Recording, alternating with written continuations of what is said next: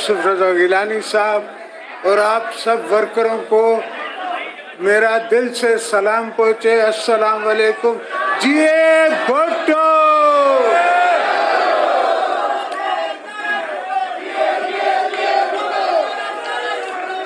दोस्तों, पाकिस्तान में जो मसले हैं, गिलानी साहब और आप सब वर्करों को मेरा दिल से सलाम पहुँचे। अस्सलाम वालेकुम।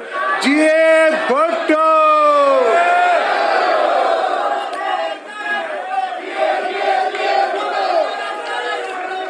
दोस्तों, आज पाकिस्तान में जो मसले हैं और मसाइल हैं वो मैं सब समझता हूँ और हमें इस मसाइलों से निकलने के लिए हुकूमत उनकी गिराई ताकि इस पाकिस्तान को हम संभाल सकें। उनका कोई एजेंडा संभालने का नहीं था और मैं समझ रहा था कि ये महंगाई मेरे गले में पड़ेगी, ये मुश्किलात हमारे गले में पड़ेंगे, पर उसके बावजूद ये बेहतर था कि इसको हम हटाएं, कि इसको हम रहने दें। वरना पॉलिटिकल सोच तो बड़ी अच्छी है, जब वो पावर में था तो वो ज़ीरो पे था, अब वहाँ से वो उठ रहा है तो कह रहा है कि हमारे कसूर है, ये हो गया, चीज़ महंगी है, फलानी महंगी है।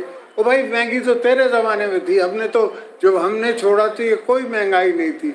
हमने छोड़ा तो स्टॉक एक्सचेंज जो है जो 35,000 पे थी, हमने जब छोड़ा तो आपको हर किस्म की फैसिलिटी मिली थी।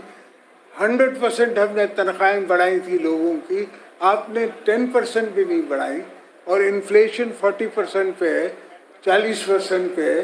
तो हम समझ रहे थे कि ये मुसीबत आएगी, ये बला आएगी, पर मुझे अपने वर्करों पे, अपनी आवाम पे एतबार है कि उनको हम पे एतबार है।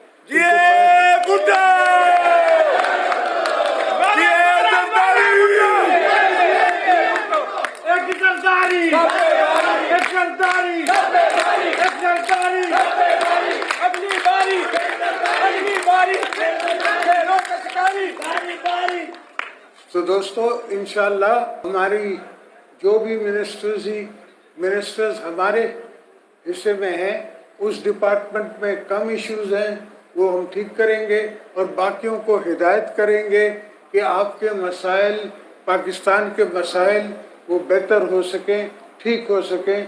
पाकिस्तान तब तरक्की करेगा जब हमारी एक्सपोर्ट 80 बिलियन की होगी, 100 बिलियन की होगी। ये नहीं कि हमने कोई मांग लिया, कोई तांग लिया, उससे काम नहीं चलेगा। इंशाल्लाह पाकिस्तान एक दिन आएगा जो 100 बिलियन एक्सपोर्ट के हमारे रिजर्व्स होंगे और आप देखेंगे कि किस तरह खुशहाली आती है।